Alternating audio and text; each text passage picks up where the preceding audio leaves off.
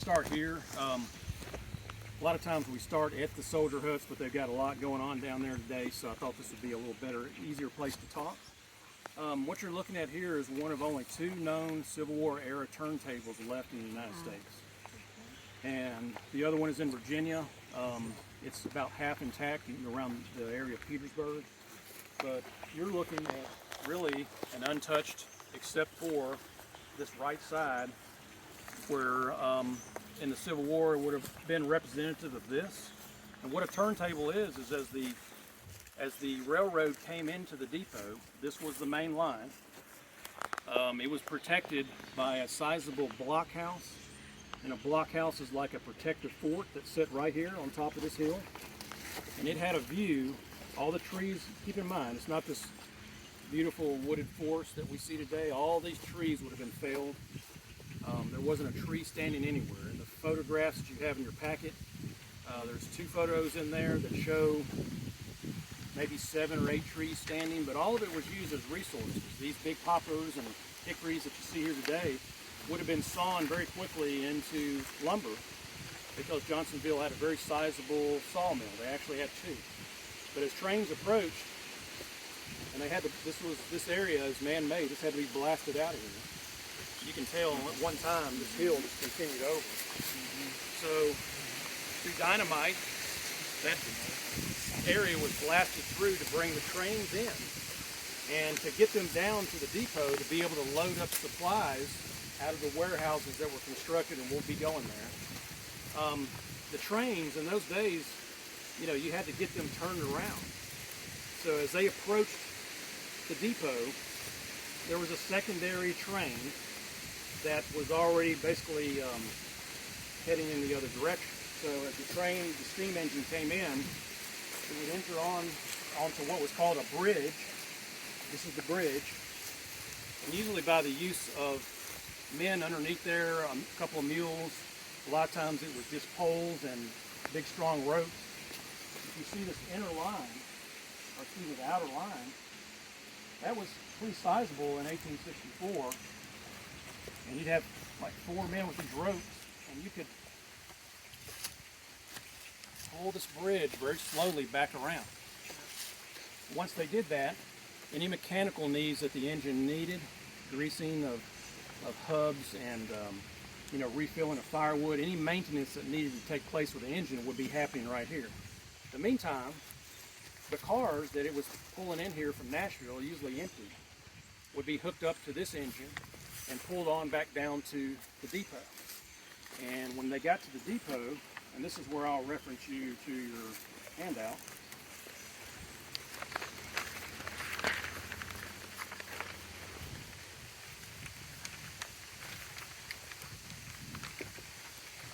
When they got down to the depot,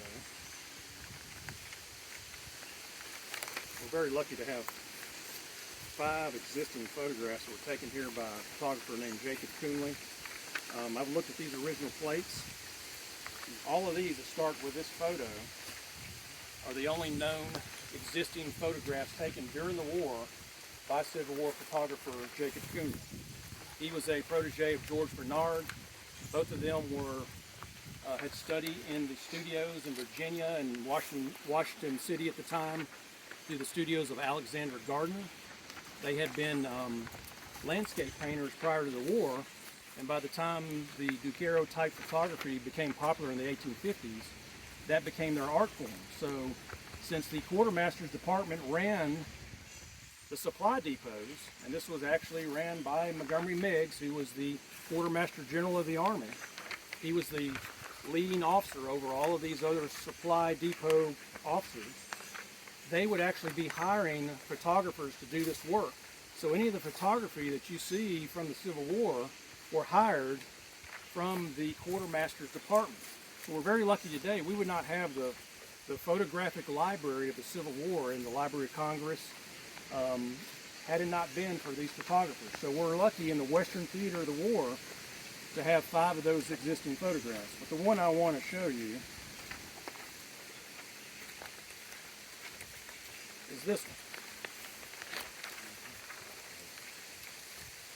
What you're looking at right here is the area that I've faced you looking at right now. So if you look through the turntable, you have to picture it again with no trees. But the area in the background, you'll see a lot of buildings. They would have started right in here and gone out that ledge. So where that piece of land is today is the Reynoldsburg Road. And our wonderful artist, David Meager, who did the bird's eye view drawing. Got too many copies here.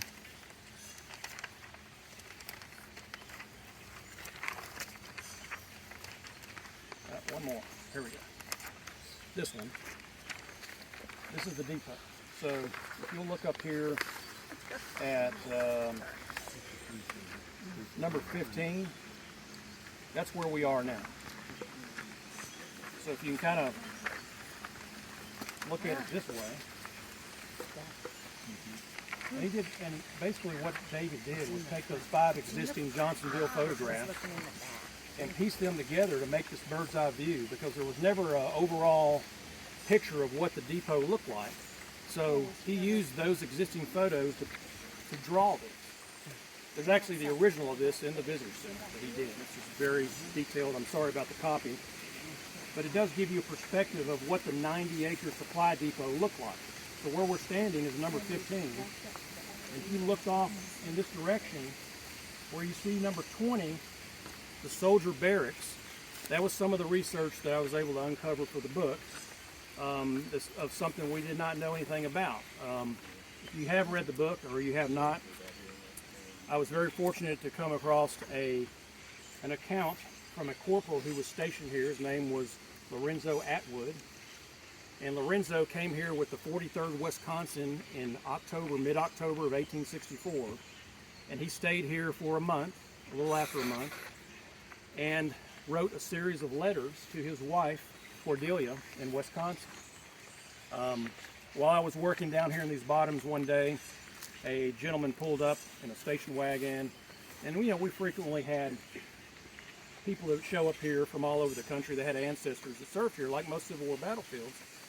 And he said, yeah, my ancestor was Lorenzo. Oh, and by the way, in this box in the back, I've got all 44 letters that he wrote from here. Oh, wow. Oh, my goodness. And as a studying PhD historian, what we look for are primary sources to do our research from. I had an idea of how to write this book, but before that changed everything. I now had a personal hook of information that had never been shared that helped us identify a lot of things we never knew about. And one of those was the existence of 10 barracks buildings right here. So where you're parked, we do know there was a road there that's probably in the vicinity of the original road. It was much lower at the time. But in that other low area, through our archaeology right here, is not only a written description of where we're standing right now, but a letter with a drawing that shows that depicts that. Like I said, for historical research, that's everything you look for to try to uncover a mystery about a place.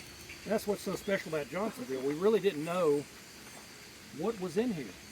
We had a lot of the post-war history of the place. We knew where a lot of the civilian houses were, but now we knew kind of the makeup of a little bit better that went along with the 5 photographs by Coonley. So now, did he actually give you those letters? What did become of them? it took a lot of persuading on my part, but I was able to get copies. We've become very good friends since then. They now live in East Tennessee. Mm-hmm. They relocated here, the family from California, and those copies are also in the Tennessee State Library and Archives from that encounter. Okay. So we have, of the 44 letters, 14 of those were written about the depot. A lot of the other ones were what was going on with the family at home. Right, right. As it turns out, his wife and daughter die in the war of diphtheria. He never sees them again. Oh, wow. It's a really common story, Right. so often that you see throughout the Civil War. But it's very fortunate to have this primary source research, which helped the park and it helped the story that we try to illustrate through interpretive panels like this, and through the whole spectrum of the story. So we're going to keep walking down the railroad bed. We got some steps down here, and I'm going to try to walk a little slower. So if y'all need, got Johnsonville 1864 across the top. If you look at R, that's the turntable. And you can see the railroad. We're walking on the original railroad bed. That was So, Right. yep, yeah. yep, would have come right through here. Now, unfortunately, so the state bought this area for parkland in 1969. It opened as a state park in 1971. The planners at that era thought that this would be a good place, instead of a historical park, to make Johnsonville a resort park. And in doing so, this area was identified to be a marina, a big marina, like the size marina at Paris Landing. But they realized the water level was so low there that they could not do enough dredging because of the low water this time of year, and they abandoned that idea. Unfortunately, to do that, they had already started to try to get an idea of the view shed, and they blasted out this section of the railroad bed. So the reason that there's this big void right here is that they just obliviated this big hole so they could get an idea of what this area would look like before they abandoned that. So we know better than that today because historic preservation laws are in place. Imagine what they destroyed. The Historic Preservation Law of 1966 was still in its infancy at that time, so it wasn't really, even though it was for state and federal lands, it was not as heavily enacted here because when the state bought this, it was just 200 initial acres. Today, there's 2,100 acres that makes up the park. So what specifically for the Johnsonville story, if you look at your map, and if you're looking at it, turn it with Johnsonville this way. So the R, the turntable, is to your right. But if you look straight out, you see these 12 little dots right here. That depicts soldier huts that were in this low area. So the recreated soldier huts that we built in 2012 up here for our Living History program were replicated from an ID out of one of the Atwood letters. He says that we plan to winter at Johnsonville in board and batten 9x9 winter huts with bunk beds on one side and masonry fireplaces on the other. So we had a verbal description of what one of those huts looked like. And he also went on to talk about that they were built in the low area in an open field across from the soldier barracks. Soldier barracks are right here. And it would have been the low area where they were. We never were able to do any kind of underwater archaeology like we were out on the riverbank. But there are probably some 40 foundations to these winter huts that were constructed out here underneath the lake. Especially with them having masonry fireplaces, they would have had foundation stones associated with that. So there's a very good chance that if there's someday another underwater archaeological survey can be done on this side. We did it in 2010 to find out where some of the boat wrecks were out here that I'm going to discuss in just a minute. But I did want to point that out. So as you look further in here, you see these blocks. Those are from the photographs of that picture that I showed you earlier that Coonley had taken of buildings that were right here that made up the civilian town. So some 500 to 800 civilians lived and worked in this town with the soldier huts right there and the soldier barracks right here. And then all across through here, there was a small corral right here that Atwood depicted in his letter. The whole place is protected by two redoubts, two forts. One right here on top of this smaller ridge, and then about 350 yards behind this, on that second ridge, is a larger fort. We call it the Upper Redoubt today. But both of those forts combined together were known as Fort Johnson, named after the man himself, Andrew Johnson. Thus, the name Johnsonville. Okay? Any questions at this point? I'm just trying to kind of set up the situation, set up the scenario, give you an idea. And if you'll look, we're looking at this way. Johnsonville's here. The river's right there.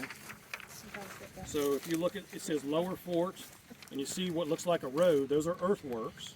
These are rifle pits that goes up to an upper point. If you'll look right here, and to answer your great question, you can see all these dots. That's all foliage. That's all heavy woods.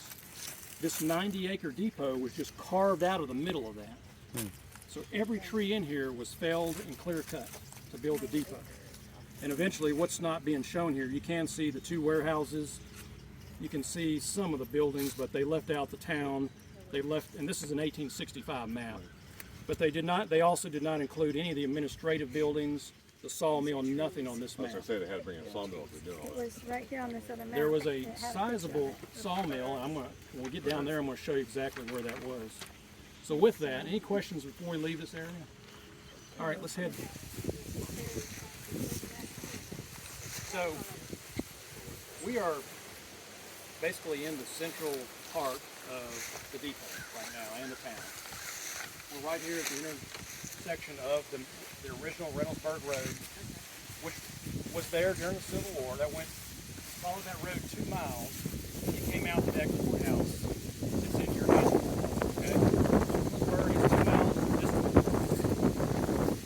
When the railroad was finished, as trains came in down through here to get loaded up, they continued right down this line, and then they started to anchor off onto 2 spurs.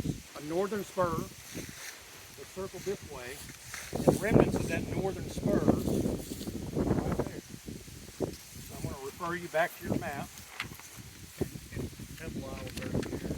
That cloud's right there. So you're looking at the map this way. Johnsonville, Tennessee, going that way. Where we came in right here, this railroad you can see split off into 2 lines. Mainly civilian houses, people that have built homes here, and businesses to help basically supply and do business with the government. But you also had soldiers' huts and barracks all out, or mainly huts, not barracks, and officers' quarters down through this area. Right here, if you'll look off to your right, you see a number of little squares. Again, David drew this map based on those photographs. Every one of those squares, which is apparent in, sit this down. Handouts are great, so you have to turn every time. All right. This view in your packet is right here. So if you're looking at this way, there was a blockhouse that sat on a secondary piece of land that's no longer there.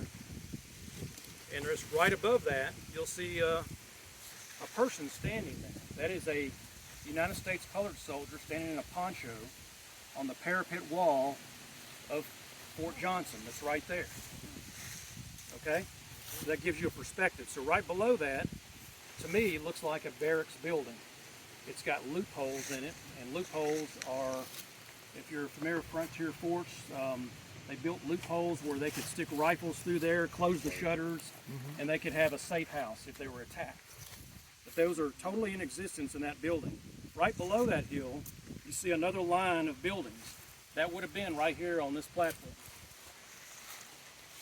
And then if you look directly in front of that, we're standing almost in the intersection of where you see this wheel and these rails. If you look just above that, there's a road. That road is this road. It was still there.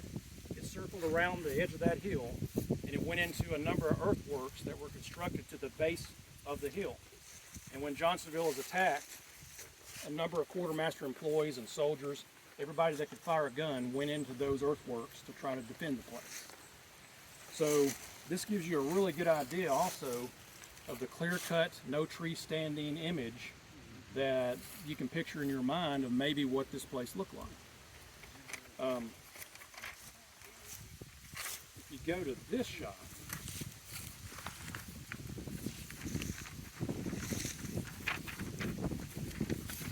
when Coonley obviously got here, and he's a little further down to take this particular shot, but if you'll look in this corner, that's the built-up railroad bed. he came in here. You can tell he set his tripod up, had his team there, and he turned his camera in that direction and took a shot of the Johnsonville depot. And you were asking me, I believe, about the sawmill. Yeah. The first building, and I described this in the book, that I think was constructed here, was this very huge, sizable sawmill that's very visible right here. That sawmill, you see where the cannon is at about 200 yards in front of that. It's in an area that's flooded today. It's underwater. Okay. But that's the sawmill number 1 is what that was referred to. Up this road on the left was a second sawmill. That was sawmill number 2. Both of those sawmills provided over 400,000 square feet of poured lumber to build these facilities that you see in this depot. That haze is not from the coffee. That haze is from wood fire smoke that would settle down in this area. We do know that on November 4th, 1864, as I mentioned, it had rained 3 days before that incessantly. We do have some really good descriptions that talk about the weather that day. They said that morning it was foggy and damp. So the site that you would have seen here 158 years ago to this moment was overcast. It was muddy. You can just imagine by looking at this photo. This is probably one of the most famous photos, not just of this campaign, but of the entire Civil War. Any photographic history book that you have of the Civil War, this image is always used to describe Johnsonville, which is one of the reasons I chose it as the desk cover for my book, because it depicts so much. And I'm going to kind of decipher this for you right now. The Tennessee River is here in the background. Trace Creek is right here. So this is not the lake. That is the flooded tributary of Trace Creek. And if you look across, you'll see these white chalky bluffs. Well, those were there in the Civil War, and the deep water of the creek is right in front of that. So all this was bottomland. That's why they built those soldier huts out there in that bottomland. So what you're looking at here, these huts, is a continuation of what was built out over into here. Okay? It's just fantastic we can stand here in the Western Theater 158 years to the day and still look at a photograph and show us how much this has changed and how much it hasn't changed. This is the spur, right? The curve here? Yes. So Is the one that goes that way? the spur that you're looking at here is one of the things I wanted to point out. You look at those rocks that start to jet off out into the lake now. That is the remnants of this railroad spur. And again, what I'm trying to do here now is just give you a depiction of what this place looked like in 1864 before we get into tearing it all up. So up here, you see a loading ramp. That loading ramp would have been, you see the concrete right here. We're going to walk up there. It would have been in the vicinity of where this loading ramp was located. That's actually the front porch of a post-Civil War railroad depot built in 1916. So with that, let's head over. All right. So that's the stockade fence of a massive 6-acre horse corral that sit right there. So we are, and this has been positioned basically in almost like the exact area of where Coonley took this photograph. But if you're looking right here, you can see a horse, and you know the size of a horse, but look at the size of that gate. So it was a massive thing, and Atwood actually describes in his depictions of this place the massive 6-acre horse corral. So that would have dotted the whole landscape, basically out to the area where you see what's left of the sand gravel company from the 1920s, early teens, somewhere right here in this vicinity. You know, 6 acres is a lot. See the posts that are sticking up out of the water. The remnants of that is what you're seeing in this photograph right here. Except this is the northern spur. There was one that went this way. There was an exact replica of this, the southern spur that went to the north. That's what's remaining of those piers that held that elevated railroad bridge. You can also see, and this has happened even since I've left here as manager, but you can see there's a number of big hewn timbers out here. Here's one right in front of us. that are from the Civil War. They've just loosened up. There's pig iron stakes all out through there, so if you do walk out there, a lot of them have sharpened to a point from the water over the years, so be very careful. But if you really want to get a good idea of that railroad, starting here, you can walk back, and the timbers are right in the ground, just like they were laid last year, and they go all the way up to the depot where we were. So, you know, we have an archaeological resource that's been out here in the ground. That's just a fantastic resource to have in interpreting how this place came together. Let's keep on going. We're going to change course of the program a little bit now, and we're going to get into the battle. As I described at the visitor center, this was a convoluted mess. You're probably going to get lost through some of this explanation because there's a lot going on with this campaign. But I'm going to try to make it as painless for you as I possibly can.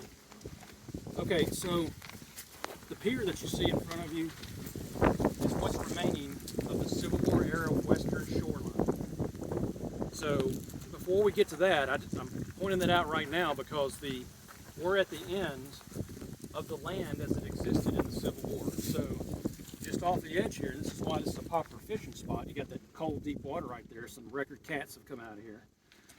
But the channel itself, the 60-foot deep channel, which is the reason Johnsonville was built, was to access that water for their boats, is between where you see these stones right here and 380 yards to the other side. It's about 3 football fields. So you can just kind of fill all this in with land, no water right here. This gives you an idea of how far out the warehouses were. This is very fortunate in November that we do this tour because TVA controls the level of the water. This time of year they release the water, and when they do that, it exposes the foundation of one of the warehouses. So if you look right here, kind of look through there, you see some stones. Sorry, that tree is kind of blocking. But if you look right here, that is the foundation stones for warehouse number 2. That's that big double roof warehouse that you have a picture of. So that gives you an idea of how close it was to the edge of the actual river channel. Directly in front of that was an incredibly 30-foot grade steep, 30-foot grade that went all the way out beyond the front of that warehouse to the edge of the river. And that was that macadamized wharf where these boats would have been plied against. So on the day of November the 4th, the site you would have seen here were 26 vessels and barges that were docked on between this section of land in front of that warehouse and a smaller single roof warehouse that sat right here. And we'll be leaving here, and I want to make sure that I explain this, but as a result of this battle, there were some boats and barges that were sunk during that battle. And they sit out here today in about 15 feet of water right on the edge of it. Between Johnsonville and Paducah, Kentucky, Muscle Shoals and Paducah, Kentucky, 240 nautical miles are more inland river Civil War boat wrecks than anywhere else in the United States. They think there's some 40 to 60 Civil War boats, gunboats, transports, or barges in these locations. We know that there are 4 that are out here. In 2010, the State Archaeological Division did 4 underwater dives onto these boats, and a lot of those artifacts that are in the museum today came off of that. The Holden repository that has all of the artifacts are in Bethesda, Maryland.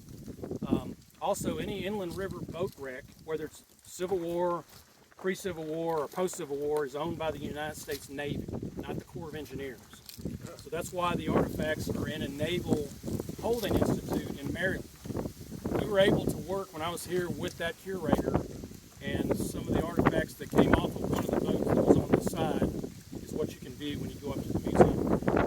So we're very fortunate to have that as part of this history.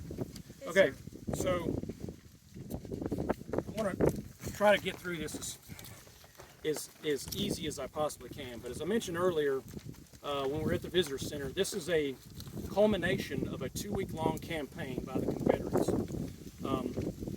In 1864, Nathan Bedford Forrest had just finished a brilliant campaign through northern Alabama. They find themselves at Cherokee Station and eventually Corinth, Mississippi. While in camp at Corinth, Mississippi, Forrest gets in touch with his commanding officer, Lieutenant General Richard Taylor, and they devise another raid into West Tennessee. This would be his fourth, to try to secure mainly mounts, but most of all, new recruits. And you got to think, at this time of the war, as I mentioned, the Confederacy is losing. They're losing badly. So they're trying to keep this going. And they got to have recruits. And they know that there's still a hotbed of young men in western Kentucky. But to get there, they had to get back through West Tennessee. They make their way, they basically leave Corinth, Mississippi on the 16th of October. They make their way to Jackson where they rally, and they split into two sections. At this time, Forrest has about 3,400 men under his command. That includes cavalry, mounted infantry, and artillery. The Union depot here only has a combined force on November 4th of about 2,200. So here you are late in the war, you have a Confederate force that attacks the depot here that outnumbers, which is very rare, the Federal defenders. We'll get to that in a second. So they rally at Jackson, Tennessee. They put in motion all the troops moving into the direction to try to go occupy old Fort Hyman, which sits 5 miles over the Kentucky border. So if you know where Paris Landing is, if you turn on that road 119 that goes to Murray, and you drive up that road about 10 miles, you can work your way back over there, but it's owned by the National Park Service today. But Fort Hyman was a Confederate fort built as part of the river forts that was abandoned when the Federal flotilla came down and took Fort Henry and Fort Donelson. So it's open, it's abandoned. So General Buford, who is in charge of Forrest's 2nd Division, rides into Kentucky and occupies this fort. He leaves members of Buford's division at Paris Landing, all while Chalmers' division, which is in charge of his 1st Division, you got to remember, this time in the war, when I'm talking about divisions, when the war began, a division was 10,000 men. At this stage in the war, their division equals about 800 men. So they've been bloodied quite a bit. I mean, you're at the late stage. The war ends in 6 months. So they've been through all the bloodletting that's taken place up till then. So they're lean, but a lot of the infantry at this point are mounted. We do know there were still some that were foot infantry that was in Chalmers' division, but most of them had mounts. So you've got a contingent that's left at Paris Landing and another one that's over the border in Kentucky. This is where all the gunboat history comes about on the weeks leading up to this. I can't go into all of it because it's so extensive, but they end up capturing 2 transport boats, one gunboat and 1 transport boat at Paris Landing. They fire on these significant number of boats, transports that are coming from Johnsonville, heading back and forth between Paducah, Cincinnati, St. Louis, all the rivers, to deliver supplies to this post. So the plan changes from a recruit gathering effort, instead, with a dispatch that Forrest sends Taylor, saying that, hey, we may have an opportunity here to disrupt this supply traffic that we're standing here on the edge of the river watching go by the hour. So that plan gets approved, and all of a sudden a recruitment plan changes to an offensive one in moving back down and attacking the supply depot and hopefully destroying this in early November. While they're at Paris Landing, as a result of a significant number of engagements that take place the days before and after, they end up capturing a boat at Fort Hyman called the USS Mazeppa. The Mazeppa. It was a transport boat, Mazeppa. And they unload all the supplies from that boat, and they're going to use those supplies to basically support their campaign as they move to Johnsonville. In the meantime, another transport boat that's coming from the direction of Johnsonville called the Anna. And these are big boats. We're talking about 264-ton stern and side. Most of them were stern wheel. There was a couple of side wheelers, but I guess the closest thing, if you've ever been to Nashville and seen the General Jackson, that's the size of one of these boats. They're huge wooden structures that are mainly stern powered, steam powered, and they made a lot of noise. There's a lot of hissing involved. If you've ever been around a steam engine, if you ever go to Adams, Tennessee and go to the Freshman's event that they have every year, you'll hear a lot of these steam engines. Those are small engines. So imagine what it sounded like on November 4th with 26 of these vessels docked here. There's a lot of noise. But anyway, so they capture these boats north around Paris Landing and Fort Hyman. One of those boats is the J.W. Cheeseman. We have some artifacts from the Cheeseman. That's one of the boats that the Confederates, after attacking a number of these vessels, realized they cannot keep, and they ended up firing that boat, burning it, at the confluence of the Big Sandy River. So if you're on Highway 79 and you're crossing over that lake and you see Paris Landing off there to your left and right, if you'll slow down and look out to your left, you'll see a sandbar. That's where I grew up right there. That's where the confluence of the Big Sandy flows right into the Tennessee. The J.W. Cheeseman wreck is there. It's in about 15 to 20 feet of water. That's just one of the wrecks. One of the gunboats that's captured there is the USS Lindine. If you go reference to the map again,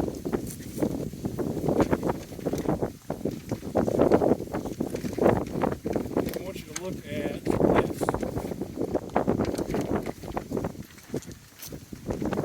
These are the 4 U.S. Navy-owned gunboats that are at Johnsonville on November the 4th. So you can see the largest one being at the bottom is the flagship of the naval commander here at Johnsonville. His name is Edward King, Acting Volunteer Lieutenant Edward King. And have you ever heard of any case where there's a Army commander and a Navy commander assigned to the same base that can get along? No, I can tell you for a fact. These two men hated each other's guts. The Army commander here was a young man by the name of Charles Thompson. His photo is actually in here. Sorry about all the turning. Charles Thompson is right here. To the left of him is his quartermaster officer in charge of the depot. His name was Henry Howland.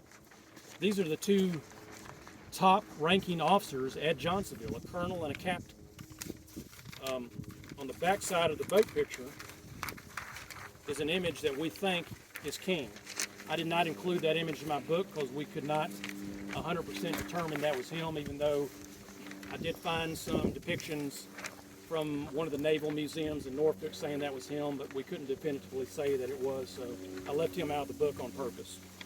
So what you have, I told you this would get confusing.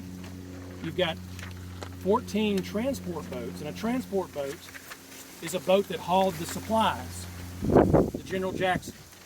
The gunboats are the same kind of boats, but they got armor on the outside. The armor was basically useless. If you can think of 2 aluminum Coke cans put together, that's about the strength of some of the tin that was on the outside, thus the name tin clad. So these tin clad gunboats had this type of, wasn't aluminum, it was just a low form, cast form of steel, metal. It was a tin can, basically, of what they had in those days, that was sheeted out and nailed to the side of these boats. And these were converted civilian boats. You know, before the war, they were civilian packet boats, passenger boats. So they mounted these boats with these big 24-pounder Seacoast Dahlgren naval guns. It's hard to describe what they look like, but if you've ever seen that movie, it's a pre-Civil War movie called Master and Commander. Well, when they fired those guns out of the ports, that would give you some idea of what they looked like. They were on a rolling cart. Oh, yeah. And they were low, and they basically converted civilian quarters on the boats into portals, gunboat ports. So on one side of these gunboats, you had 4 guns. On the opposite side, you had another 4. And on the bow of the boat, you had 2. So you had 10 guns on each of these boats. So, they were very well armed. And that's why Nathan Bedford Forrest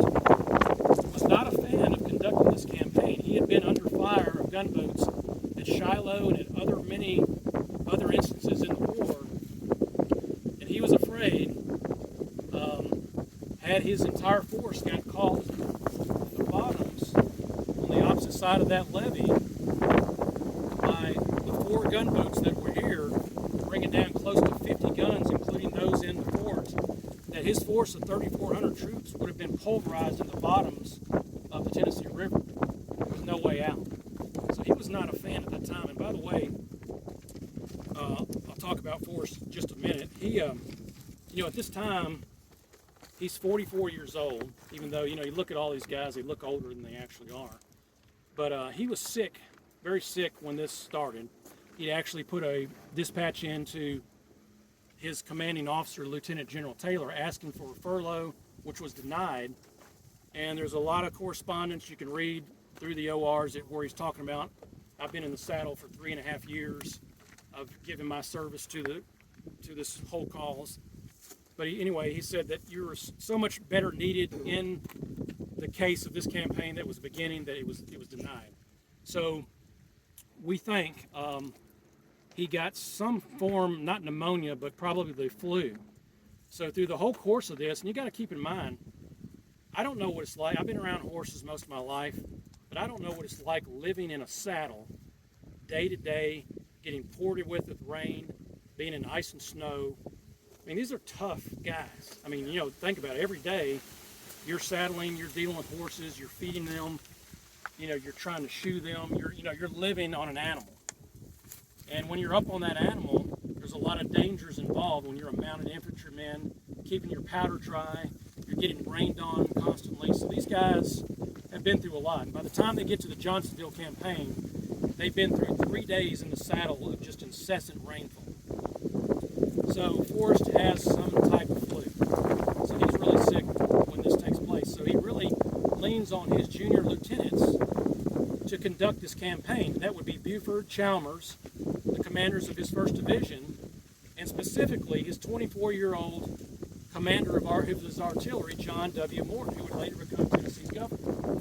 He's the one that wrote that great memoir that left all the accounts of this battle. We do know that Morton is the one that convinces Forrest, one of the convincers, to move on to the depot here at Johnsonville and attack him across the river. So they spend from November the 1st until November the 4th, 3 days, making their way just 40 miles along these horrific roads, mainly no roads at all,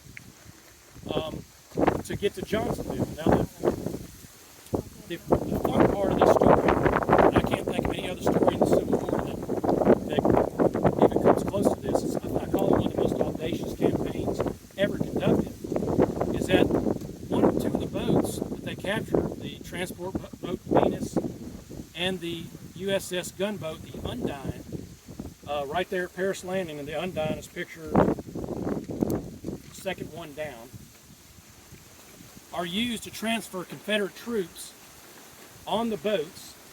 The Union sailors skedaddled off into the woods when they were captured. There's a big firefight that takes place across from Paris Landing, small arms fire, artillery fire. They damaged some of the ruddering, so the Undine has to beach itself right on the eastern bank. The Confederates, basically by the use of a hawser, haul the boat back over to the western side, unload all the supplies that they need, maintain a lot of their forces that are there. They're going to be on foot and horseback. And then Forrest makes a decision to use the boats to load up 1,000 of his 400 men. And they're going to be accompanied by the land force led by General Chalmers with Buford carrying up the rear. So a number of troops between Chalmers' division and Buford's division with their mounts board these boats. So they leave Paris Landing on November 1st. The rain begins, and as you can imagine, the boats, because you've got water, constantly are going to get ahead of the troops. I mean, they can try their best to slow the steam engines down, to brake, but fortunately, Forrest had part of his contingent, 2 men that had been riverboat pilots prior to the war, so they knew how to steer these boats. While Morton and Chalmers are trying to cut their way through these roads, I mentioned it briefly in the book, but they come across Jack Henson. Jack Henson was a local in Stewart County. I didn't put a lot in the book because there's very few primary accounts about Henson, but apparently he did meet General Forrest, and he knew these roads once they got to Davidson's Ferry. And if you look straight ahead, you see the barges and the cranes that are dredging in the middle of the river right now. If you look off to the left, you'll see a white marker. Just beyond, you see a second white marker. That is where Reynoldsburg Island was located. Where Reynoldsburg Island is located, the river takes a bend. As it turns a sharp bend to the left, that's Davidson's Ferry. And just to kind of let you know how this works, all these landings prior to the Civil War, since there were no bridges, had ferries. So think about it, Paris Landing, you've got Mousetail Landing, you've got Cuba Landing, you've got Lucas Landing right here. You go down to Shiloh, you've got Pickwick Landing, you've got Pittsburgh Landing. So all these landings were constructed in the 1820s and 30s to service the flatboat commerce that went up and down the Tennessee River. That's how these little communities that started got their supplies. But by the time the Civil War came around, they were pre-existing. So you had all these landings, including the Wiley Ferry that was at Reynoldsburg. And we do know a number of those ferries, the Davidson Ferry, the Wiley Ferry, were used through reconnaissance prior to the Confederates getting down in this area, because Forrest sent a number of his advanced forces under Chalmers, one of those being Mabry's brigade, and they were assigned to come down here directly across from Johnsonville and begin establishing batteries. So right where you see this, it's hard to picture it today. I included one photo in your packet. If you look on the back, you can see at the top, it says Old Johnsonville, 1939.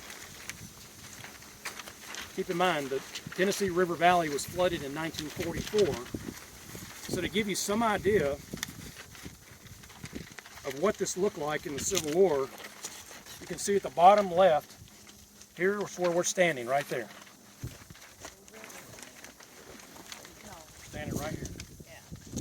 You can see the bridge as it's starting to go across. You know, it's taken obviously from a biplane or something in 1939. TVA did a good job documenting the valley before it was flooded. But you can see the existing town of Johnsonville, even in 1939, as a town that's failing. But a lot of those buildings were still the Civil War era buildings that were still intact. When TVA flooded the valley, a lot of those buildings were removed. I was fortunate to get here right at the time as manager when 4 of those citizens who lived here were still alive. They're in their upper 90s, and I did oral histories with all of them, most of them in nursing homes, who gave me really good descriptions of what these Civil War era buildings look like, and a lot of them died just a couple of years after I did that. So I've got those on record. But they gave us that institutional knowledge of maybe what the riverfront looked like. But you can see right here clearly, it's not the grand lake that we're looking at today. It's a very narrow, straight-channeled river, about 380 yards across. So the Confederates are making their way down from the north this way. And of course, this looks a lot different. This is almost 80 years after the Civil War, and you can see farming has done a lot of clear cut there, but in the Civil War, all this was heavily wooded. But what I want to point out is right here was a natural levee. And I really didn't know what I've grown up on these rivers my whole life, but it's always been lake. And I didn't really know what a natural levee looked like until I took a trip to Natchez, Mississippi. And you can still see those natural levees that are there. And basically it's just where over time, the surf has just pushed debris and logs and mud, and it just forms a mound. So here, apparently across from Johnsonville, on November the 3rd, the Confederates make their way into this area and use this natural levee to their advantage. So what happens is you got all this activity going on a daily basis. They have no idea, they know Forrest is somewhere in the area. One of the ideas that I was able to diffuse from my research is that for years, all you ever heard was the Confederates made a surprise attack on the Union defenders. They were totally surprised. Well, that wasn't the case at all. They were very aware that force was in this area. The day before, there had been a battle that had unfolded at Reynoldsburg Island. We now know that was actually known as the Battle of Reynoldsburg Island.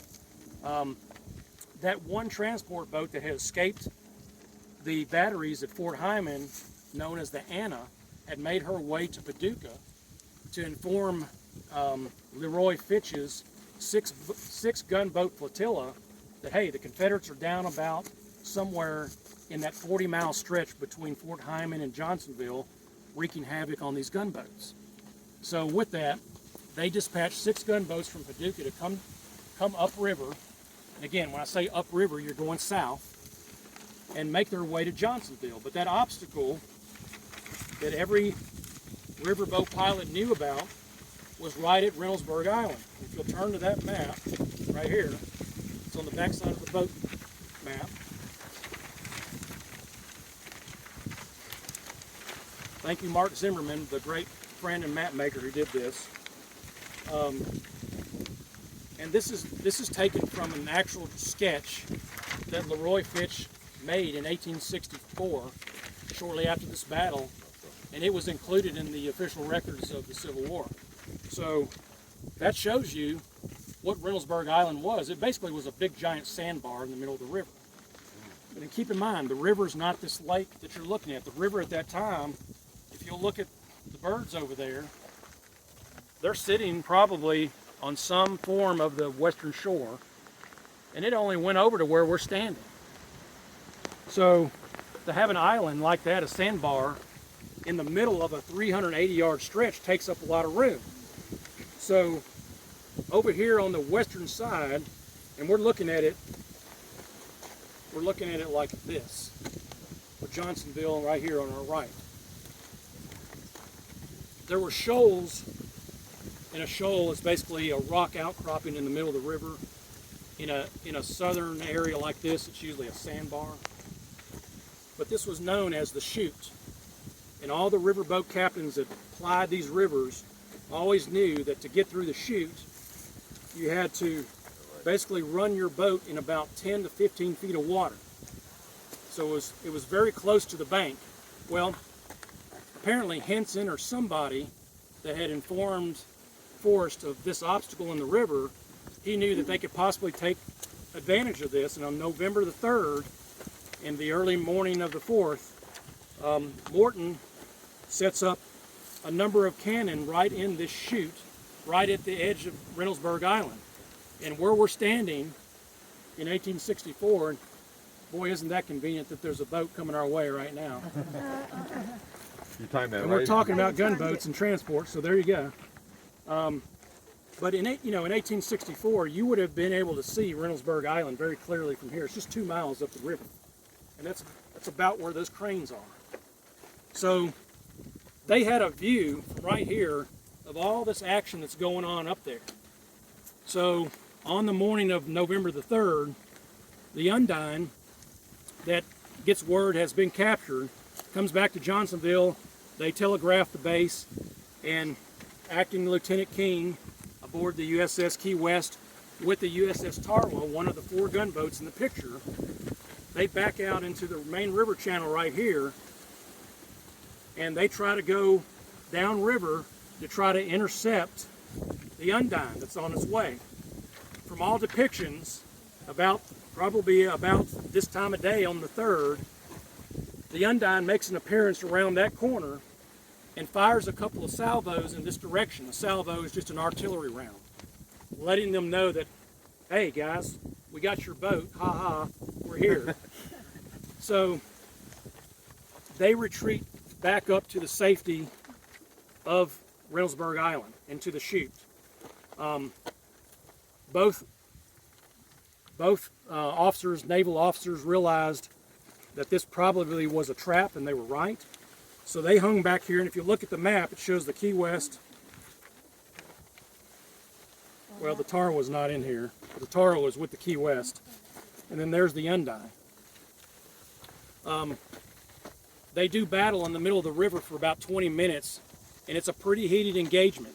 So you've got, for 20 to 30 minutes, this incredible naval battle that rivals anything at Fort Donelson, unfolding right here within view of Johnsonville. King, after receiving 19 shots through the side of his tin-clad, pulls back, and the Confederates move against the western riverbank somewhere on that side. That evening, he sends a telegram to Richard Taylor, his commanding officer, saying that we have captured the Undine. However, we're running low on fuel. We have no more coal. We have no more wood to fire the boilers. So therefore, we will probably beach her in the morning and burn her, and then basically continue conducting a land campaign. So somewhere between that boat right now to the furthest edge of the water where you see trees, and you got to picture there's more land at that time, there's more of the riverbank. Somewhere around that bend, closer to Davidson's Ferry and Reynoldsburg, the Confederates set afire the USS Undine, one of the captured boats. When we did the archaeological study, they went up there, they uncovered a vessel.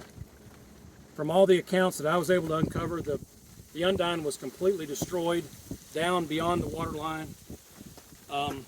What they ended up recovering was a 1900 era barge, so it wasn't a Civil War wreck. So to this day, the remnants, the artifacts of the burned Undine, have still never been located. But we do know that somewhere in the vicinity of Pilot Knob, which is right there, and that's another Tennessee state park, Nathan Bedford Forrest State Park. And by the way, Johnsonville State Park and Nathan Bedford Forrest State Park are the only two state parks in the United States that are part of a state park system that address the same battle. So both of these parks focus on the very same event, which is the Battle of Johnsonville.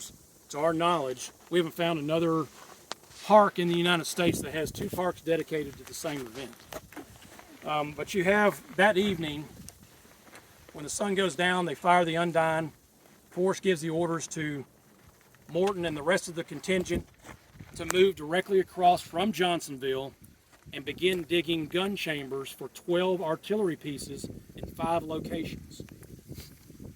One of those locations, under the command of J.W. Brown, Sergeant Zemuel Zaring's section. And when I say section, a section are 2 guns of a battery, and a battery is, at the beginning of the war, was 6 guns. By this time of the war, it's 4 guns. So a section, when you read in the book, a section, that means 2 cannons. So right here, probably right in that vicinity, directly across from the depot, you had one battery about 100 yards south of there. You had Captain Thrall with 4 howitzers that would fire directly into the depot from this direction. About 100 yards, you had Briggs, Rice's battery with 2 more guns. You had right where Trace Creek comes into the Tennessee River, you had 2 more howitzers. Excuse me, those were 14-pounder Rodmans, which were a quite rare cannon during the war. And then all the way up between Trace Creek, almost to Reynoldsburg, a mile up, covering a potential ford, which was this ford where you saw the shoals. The Confederates thought maybe if the last thing they wanted to do in conducting this campaign was to leave that open to where the Union defenders, who did end up sending troops to Reynoldsburg to try to cross the river to try to intercept the Confederates after the battle had begun, which never did happen. But they had another artillery battery in that vicinity. So if you turn over to the other map,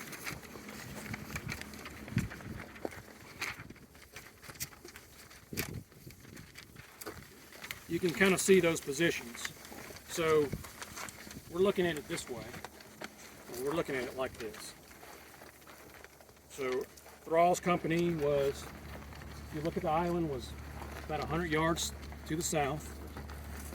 Directly, well, this is incorrect, I'm sorry. Sergeant Zaring's section of Morton's battery was directly in front of the depot. These two are mixed up. I'll have to tell Mark about that. And then north of that was was Lieutenant Brown's battery. Then there's the 10-pounder James rifles. And then you have the Parrott guns that were up a little bit further. So you had 5 positions, 12 guns combined, zeroed in on the depot. So after the chambers were dug and they got settled in, it was about 12 noon before they finished this. Now keep in mind, they're doing all of this work. That's one of the reasons I wanted to walk out here. All this is unfolding. Thousands of Confederate troops, 3,400 men just on the opposite side of that levee. They knew, again, the Union defenders knew they were somewhere in the vicinity. So the morning of November the 4th, the USS Key West and the Elfin, one of the other gunboats, back out into the channel, and they just start blindly firing over into this section of the woods where the Confederates are building these gun chambers and digging in. They're already there. They got there late on the 3rd and early in the morning, and they're digging these chambers all night, and just, I can't imagine the mud. You know, Morton talks about having to hand carry some of these guns through those river bottoms and place these guns. So they're digging their chambers right up to the edge of the levee to where they're almost sticking out, but apparently they were camouflaged enough. There's one great account where Morton is over there, and he's helping one of Lieutenant Brown's sections position his guns, and the USS Key West comes skirting the side of that bank, and he writes, "They came so close I could have thrown a stone onto it." So they're right in there, and they're blasting, they're over-firing the Confederates because they think that they're further back into the terrain. They didn't realize they're right on the edge of the bank. So a lot of the Union shots, the Federal boat shots, are missing the Confederates. They're overshooting them. So they're doing very little damage.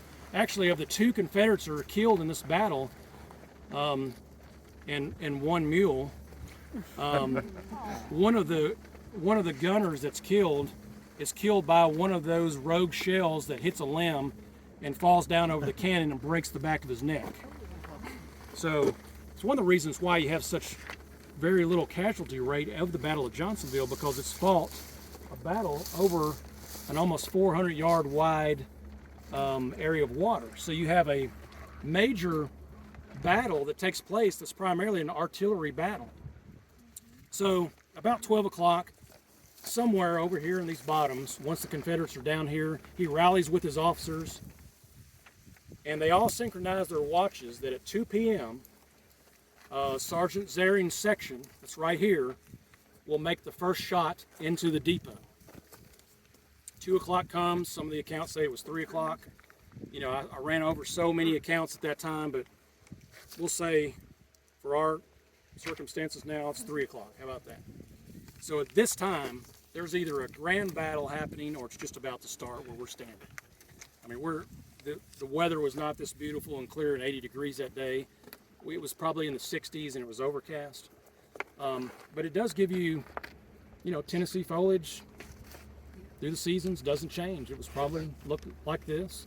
1864 was an hour earlier.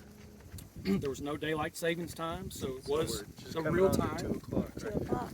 And we do know that by 5 o'clock that day it was pure darkness, and the battle continued up through dark. Yep. But at 2 o'clock, the Confederates unleash a hellacious fire onto the depot from those 5 positions. Mass chaos, mass pandemonium. Morton accounts seeing many civilians, a lot of ladies in bell gowns skimming up that hill trying to get into the fort. They said there was accounts of Negro workers on the boats diving into the water with sailors who couldn't swim, that were drowning out here in the middle of the channel. Everything that you can imagine, the mass pandemonium that goes on with something like that, being surprise attacked, was going on right where we're standing right now. I've tried to wrap my head around the chaos that unfolded, but the night before, Thompson, who was a 24-year-old happenstance colonel, if you've ever seen that movie Glory, about the black 54th Massachusetts soldiers, it's the same thing going on here. In that movie, Matthew Broderick's character is 24 years old. He's, through political means, made a colonel. Charles Thompson is the same thing. He was the aide-de-camp to General Rosecrans, 24-year-old young captain that had been with him through all of his campaigns. He's given a colonelcy, but he's given a colonelcy of the 13th United States Colored Troops, who are here with him. Excuse me, the 12th United States Colored Troops. The 13th is also here. So you've got a fairly experienced but inexperienced commanding officer who really claims through all of his correspondence that he was never directly given any kind of order to show up at Johnsonville and take command. And as I mentioned earlier, that King and Thompson never really jived. King's the naval guy. Apparently the night before they came on board together on a ship, and there was a meeting with Henry Howland that, and I mentioned this back in the visitor center, that the biggest thing, because it's on the minds of especially Union contingencies out here in rural areas with black troops, is what had happened at Fort Pillow 6 months earlier.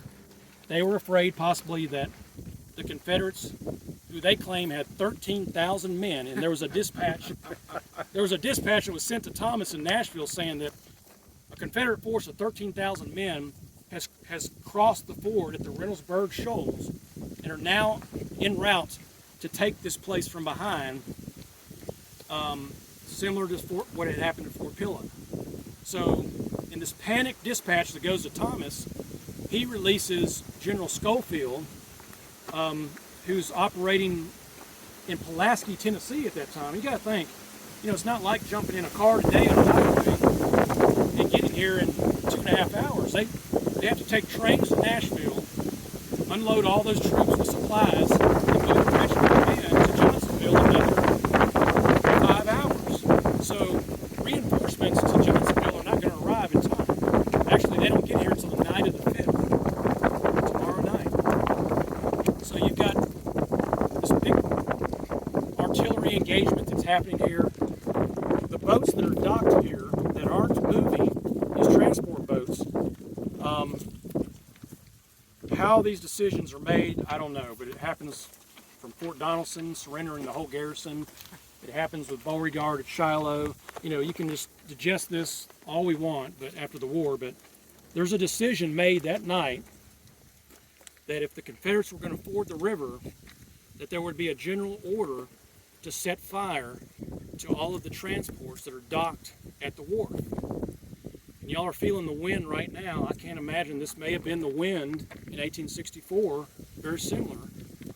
So you got these Confederates over here firing small arms, situated all across this 1 mile front. And all of a sudden, at about 5 o'clock, right as darkness is coming on, they see these Federals boarding these transport boats with torches, and they start setting them on fire. They start screaming across the river, no, don't burn these beautiful vessels. Think of how crazy this is. I mean, if I use the General Jackson as a depiction, but can you imagine a boat the size of the General Jackson, 26 of them lined up in your face, and you see these Yankees walking on board with torches, and they start burning these boats because they feared that if captured, they were going to burn the boats, so the Confederates deny them use of using them for supply boats or whatever. That was never the plan ever. Force never was going across this river, separating his force even more and taking that risk. They were always going to only attack from the western shoreline. So if you can imagine that scene at 5 p.m., 4:30 into 5 p.m., they start setting the gunboats on fire first. There's one of the tiller ropes of one of the gunboats gets knocked out, one of the boats gets knocked out of the USS Key West in the tornado. They end up right in here, somewhere along this side of the bank. And the Elfin is still out there, and its tiller rope gets severed. And a tiller rope goes back to Egyptian times. It's basically, it was still a very antiquated way to steer a boat. It was a system of rudders that was operated by a couple of ropes. Well, somehow a solid shot or a cannon shot stripped those ropes in half. So the Elfin is out there in this current just turning around. And one of those boats had a barge that was tied to it. And I think a Civil War era barge. It's not like you see the inland river barges today where they're pushing the barges. A Civil War era barge, if you had a stern wheeler, was attached to its side. And a barge carried all the supplies, so when they docked at a wharf, you had men and armament a lot of times on the gunboats inside, but if they needed the gunboats also to serve as a transport, they could attach a barge to the side. So one of these gunboats had a barge on the side of it, and it gets entangled out here. It's just a mess going on out here for the Federals. And all the while, they're watching these boats being fired. The wind whips up, it crosses the depot, and you got to remember the frontage of this depot is over 600 yards long. So if that's where the double roof warehouse is, it's stretched way beyond, from that double roof warehouse to here, it's probably 200 yards, then another 200 yards, so 600 yards across. It's a big frontage. On the wharf itself, there were mounds of supplies that were sitting out here that had recently been unloaded. After the Confederates knocked out the steering of the gunboats and took them out, they started firing with exploding shells, setting fire to all the supplies that were laid out on the front. All of a sudden, they struck a pallet or a number of barrels that had whiskey in it.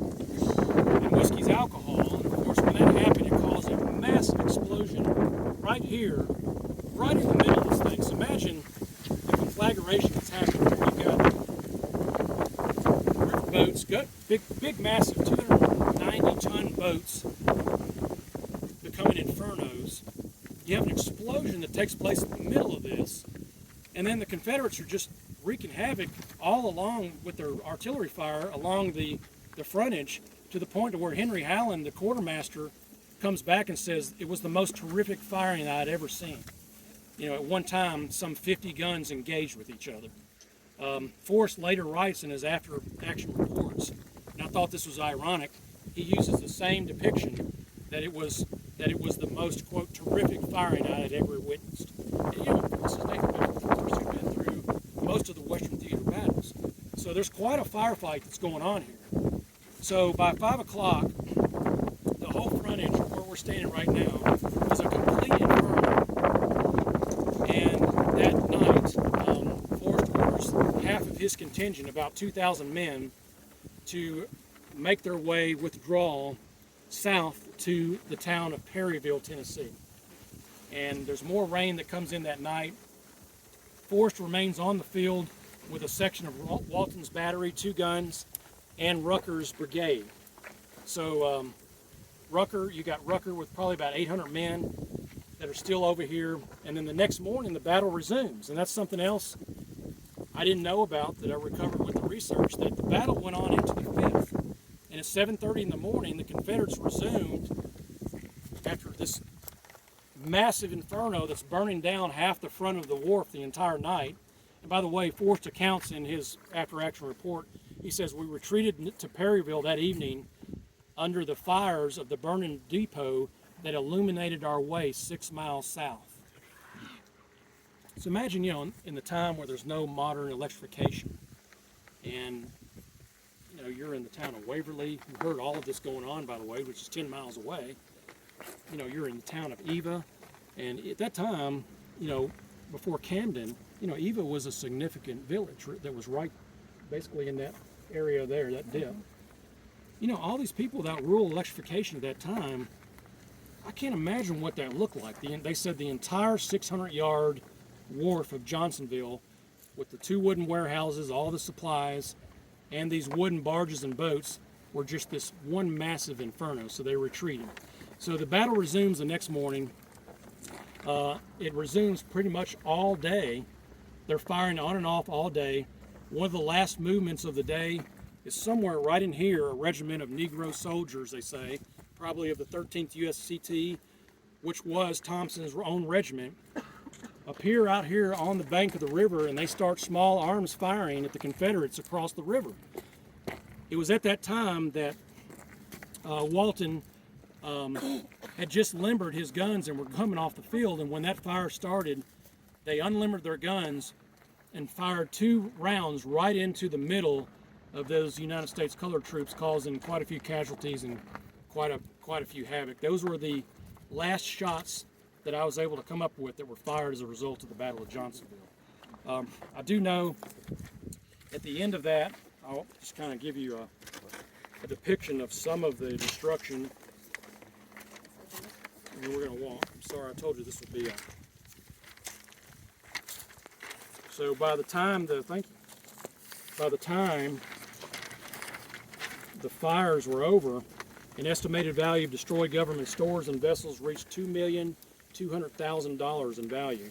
Forrest estimated the losses near $6,700,000. This included the loss of 4 gunboats, 14 transport boats. When I say a transport boat, that's 14 General Jacksons, 17 barges, 33 pieces of artillery, 120,000 tons of quartermaster stores destroyed, and approximately 150 prisoners. And I tried to wrap my head around where those prisoners came from, and the only thing I could figure were the boats that were captured at Paris Landing and Fort Hyman were those federal prisoners who I also uncovered that they left to fend for themselves on the bank of the river. I don't know where the prisoners, I'm still trying to figure that one out. The Confederate losses were minimal, 2 killed and 11 wounded. The Federal losses were very light also, with only 8 killed and 7 wounded. So on November the 6th, Major General Schofield's division arrives here as reinforcements under the command of Brigadier General Orlando Moore. They begin reconstructing the higher fort. The higher fort was still there, and during the battle, those forts were very active. I didn't mention that a while ago, but believe me, most of the firing that was taking place from the Federal side were coming from either the 1st Kansas Battery that had 6 guns just to the left of Fort Johnson, or some of the larger 20-pounder Parrots that they had, 2 of them mounted in the upper redoubt. They were firing, again, over the Confederates. They were misfiring pretty much all the Confederates. Today, we do know in the vicinity of New Johnsonville, there were DuPont ended up being built down here, the plant. In that area, there's a bank there. You know, when we were driving down here, we came through a power line cut. Some of those shells between the engagements that were going on here, whether it was Confederate armament or Union armament, or it was a practice zone for the Federal Army, that hillside was just pulverized with Federal ordnance. About 1960, a metal detector found like over 100 rounds embedded in one of those hillsides. My guess is that that was a practice zone for these Federal gunboats and not from the battle. But today there are still citizens of New Johnsonville that live up on the hill. One of the ladies came in. She said, "You need to see something in my house." My husband, who's deceased, had this old Civil War shell in the garage. And we went over there, and it was a live shell that she was using as a doorstop. And you know, and the wooden fuse was still on the top. And I, you know, without panicking her, I said, "Ma'am, you know that's a live shell. You don't really need this in your house." And sure enough, one of the units with the Tennessee Highway Patrol that I'm associated with, one of the retired troopers that actually has an operation set up on his farm where he diffuses these shells, we were able to get the shell, and he completely submerges it with water and while it's being drilled. And sure enough, it was a live shell, and he was able to diffuse that black powder out of that and save the shell, and we were able to give the shell back to the woman, and she still, I think, uses it as a doorstop. But that's pretty much kind of the madness that's going on here at Johnsonville on November the 4th.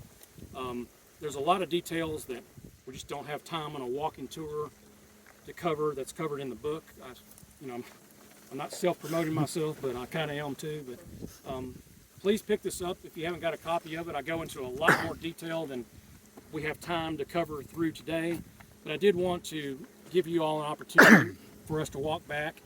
And I want to take you down this side and show you what I think is the last existing piece of the lower part of the rifle pits, if y'all want to see that.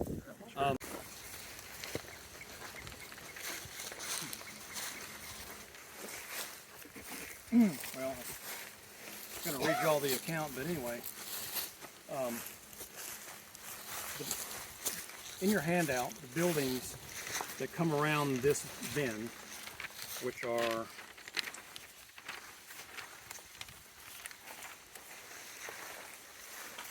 this photo.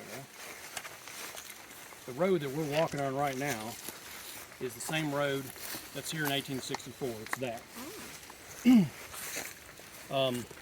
Prior to coming into Johnsonville the way we do today, that was just all backwoods area. There was, to get into Johnsonville was a main road that came this way. And it eventually, when the lake was created, it was cut off from the lake.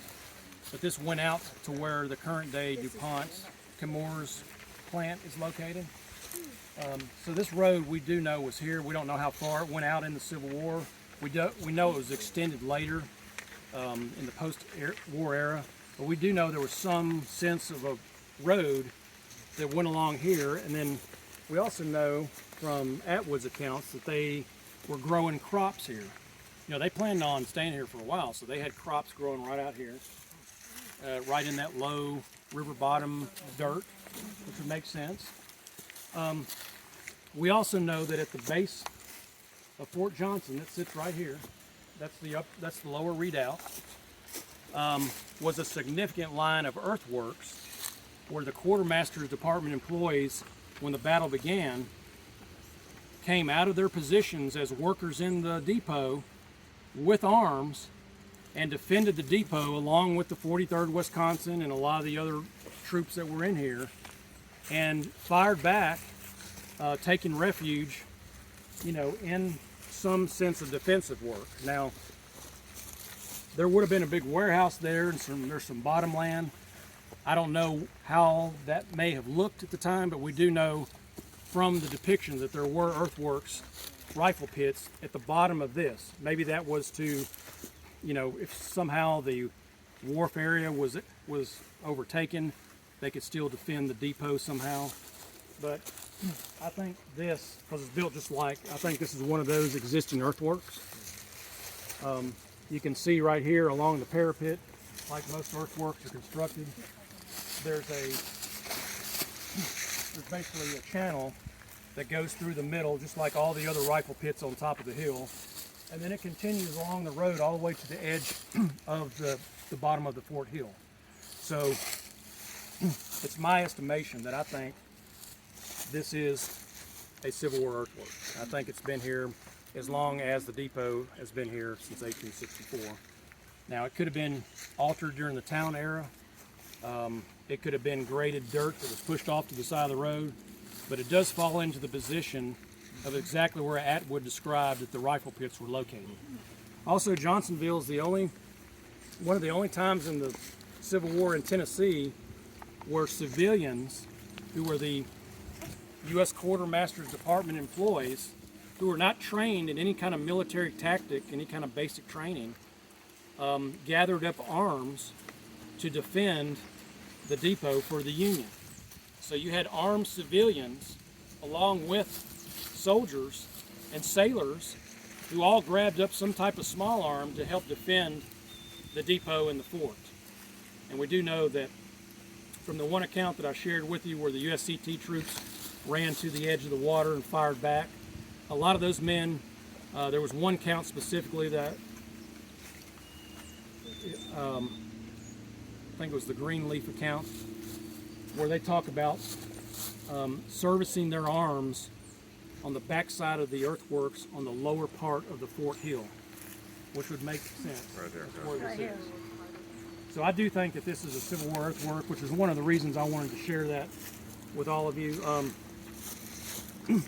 At this point, I don't think we've got time, and it's quite a hike to stop here. Because my son has stupid eyes.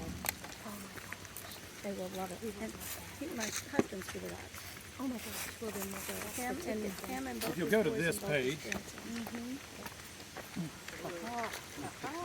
It's getting easier. So my friend and artist David Meager, who did the drawings, the illustrations I was talking about earlier, he also did a dissection of each of the forts. So at the top of this road, again, we're not going to go up there as part of the tour today for the time that we've got, but you're welcome to go up there on your own.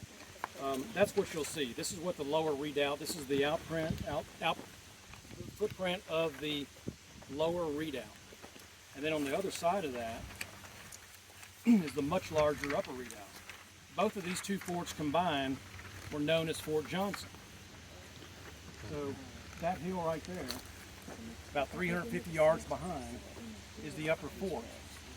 Now, a Lieutenant Gardner, Sergeant Gardner, with the 1st Kansas Battery, he wrote a wonderful diary depiction of both of these forts. And on the day of the battle, the famed 1st Kansas Artillery Battery, actually positioned their guns right here in the lower redoubt and on the outside of the lower redoubt. We do know there's some post-Civil War photographs that were taken of a building that was right here. It was a general store. It was a brick building, and it shows the fort very clearly in the background. The photo was taken in 1910. There's a little black boy that's sitting on the porch of a small shotgun house to the left of this building, and if you look up, you can clearly see the fort on the back side, and there's another house that was built into the side of that fort. And if you go back to your map where you see that intrusion, that's what that is. So when the town was being built after the Civil War and it was growing, it lasted about 80 years. And in 1944, when they made Kentucky Lake and the Tennessee Valley Authority flooded the river to make the official name is the Kentucky Reservoir, but for those of you like myself who've grown up here your whole life, we always knew it as Kentucky Lake. But the Kentucky Reservoir is made in 1944, so the waters began coming in here and flooding all of these areas that you see now that are inundated. There were cemeteries that were in here. So the white cemeteries, because Johnsonville was a segregated town like most southern towns, the white areas of town where the white citizenry lived was down the Reynoldsburg Road. There was 2 cemeteries down in those areas that were reinterred by TVA, and those graves were moved to the current cemeteries just outside the upper redoubt. You'll see that when you drive up to the top of the hill, at the very top of the park. And there was a number of graves that were put inside of the lower redoubt. Probably, think about it, was World War II was going on, Depression had hit this place hard. There was about 30 people left in Johnsonville. You got contract workers that are digging up graves, which mainly, most of them were bones. There's no vault. So some of them were moved, but the majority of those, I think, are still out under the waters of Kentucky Lake. They probably dug up the easy ones that they could, because if you look at the headstones up there and the ones here, they were very haphazardly just put in. I can't imagine doing that. I mean, think about it. They're trying to bring rural electrification to the area. They're creating dams. These TVA workers that were contracted, okay, we're going to move this cemetery today. Well, they're running out of time. You've got 2 months to move all these bodies. So I really dug into that, and I tried to wrap my head around how that was done. And there were cemeteries everywhere. There was 6 cemeteries inside the footprint of where DuPont was built, where the big plants. Family cemeteries where you just lived there, you buried your kin there. And all that had to be moved. So that way families could have some reverence, a reverent point to go to see their family members. So there were a number of graves that were not moved that were part of Johnsonville. One of those I mentioned earlier was they call it the Colored Cemetery. For a while it was called the USCT Cemetery, and then it just became the Black Cemetery. But it's right on top of that hill. Bob and the current staff has done a good job marking some of those graves. You can go up there and see that. But those were not moved. because during the segregated area, the black African American section of town was where we came into the park today. That road did not exist. That was just the back area of Johnsonville. Once again, this was the main road that went out to where DuPont is located today. So anything over here in the hills in the back area was, as they might call, the poor side of town. So they did have a church where the reconstructed soldier huts are today. Right as you go over the top of that hill to the left is a big foundation, and that's the AME Church, the African Methodist Episcopal Church. And it was still here in 1945. Most of the buildings were removed by TVA. In 1969, when the state bought the property, there was one existing building that was still here, and it was this general store. I can't find any record. I never saw any documentation of when it was removed. There were a number of buildings that were in here. Mr. Elvington, who I interviewed, who was one of those citizens, he lived right here on this corner. He told me he and his brother dug a goldfish pond in the backyard. I went straight out there and relocated. It's lined with concrete, and that's what I'm talking about. Those are the kind of personal anecdotes that if we don't get this kind of information on record while these people are living, get their oral histories, we never would have known that. It's still over there. It's kind of in a pile of rocks. He also told me when a lot of the citizens still refused to move, just like they did in LBL and some of the other areas in the TVA. But he did explain how they were they didn't have anywhere to go. All these families were poor. Where were they going to go?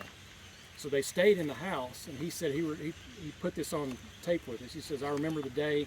It was May 31st when the waters were released.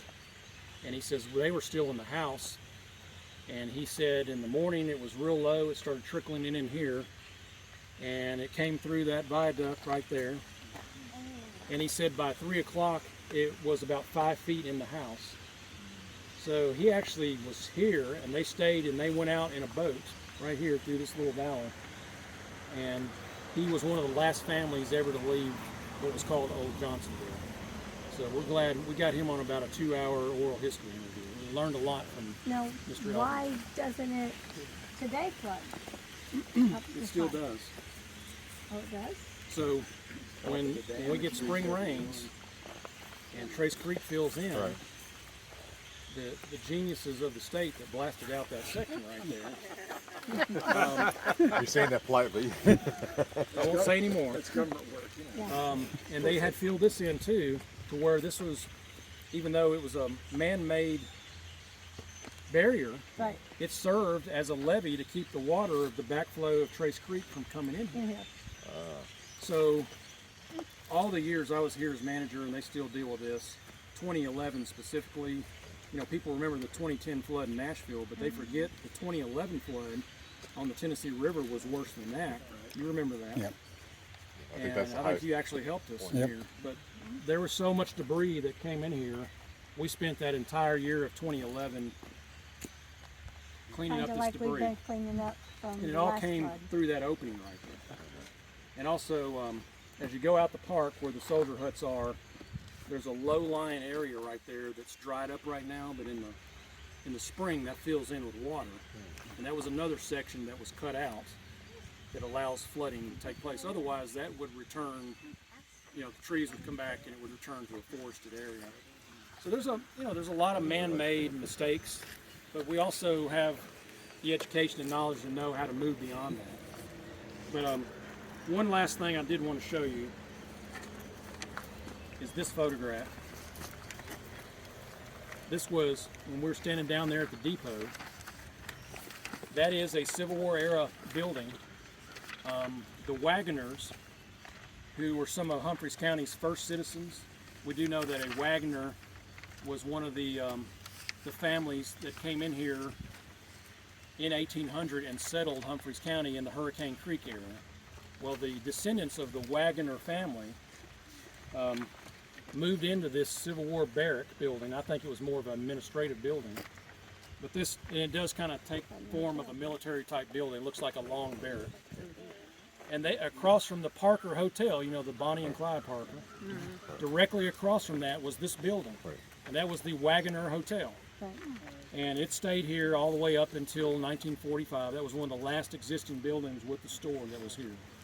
So, you know, again, part of the mission of Johnsonville State Park and Tennessee State Parks is to not just tell the story here like of the Civil War, because there's so many stories. You go to Paris Landing State Park, it's a state resort park today, but you know, there's history that surrounds that place that is often forgot about. So always remember when you're traveling, especially in Tennessee, and I can say this as a Tennessee State Park Ranger, there's a lot of history like Johnsonville that can be explored. You just got to look for it. And that's one of the reasons it challenged me to write the book about Johnsonville. So we would have a compendium of really what occurred here inside the depot, and it offers an open door to generations that come behind me to further explore the town era. And I think that's a whole nother book if you think about it, because you know there was a significant town here. But that's where I'll conclude my tour today. But before we leave and head back to the car, I know I've covered a lot of information in 3 hours, but does anybody have any other questions that they'd like to ask or get something out that you may have wanted to ask prior to our walk? The graves up there, was they after 44? No, those were moved. These particular ones were moved in 44, 45. Now, we did a lantern tour Yeah. with them a few weeks And ago. that's where we don't spread through. And there were some graves that, like, you don't know who's buried there. Were those there from either They're- town time or Civil War They're time? from the town era. Okay. And as you go out the park, Right, and you come over this hill where the park house is up on top of the hill, we still haven't seen that, but okay. in the front yard of the park house, Mhm. and you can walk out. I would do it in the winter when the ticks are down. Right, yeah, But in the middle of that hill, it's basically right in front of where the soldier huts are Yeah, down that okay. hill. If you'll look up there, you know where they are. Yeah. There's 6 graves okay. that are lined up right there, and they're Johnsonville citizens. And I think they are probably, because that was the black area of town, Right, I think they are black citizens, and they're very crude. You know, yeah, just a right, stone. yeah, just a stone, One of yeah. them does have a carving in it, and one of them does have a name that's on there Okay. that was ID'd. All right.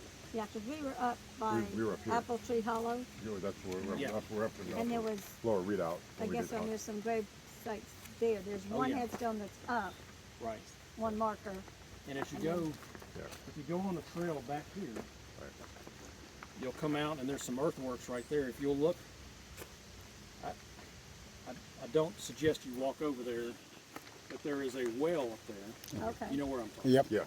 I keep referencing you all the Yeah. time, 'cause you know this place better than I do. Oh. I need to get with you sometime to do But a there's tour. there's a cast iron plate Okay, that someone, probably TVA, stuck over that well. But if you look off to your left, there's 4 depressions in the ground right there. They're in a row, right. Probably. which are sunken. You know, Sunken they're graves, pine yes. boxes that have collapsed. Fine. That's right. Yeah, yeah, And there was a house site just to the left of the fort. okay. If you go to the back side of the fort, you can see the foundation. All right. So that you have that story that's all over Right. this place. Yeah, yeah, because we went up State Creek and then hiked in with Bob and